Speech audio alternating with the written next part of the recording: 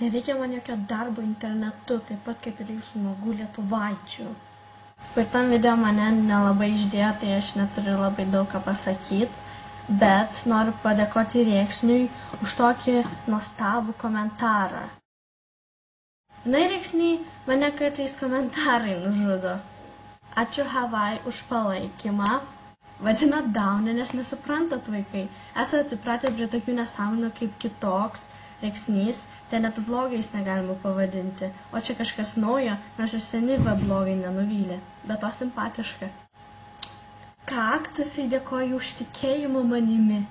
Man visada tu patikai ir patiksi, nesvarbu kursi tu vlogus ar šiaip belenką. Maladėts esi. Dėkui visiems žmonėms, kurie padarė gražias išvadas apie mano išvaizdą.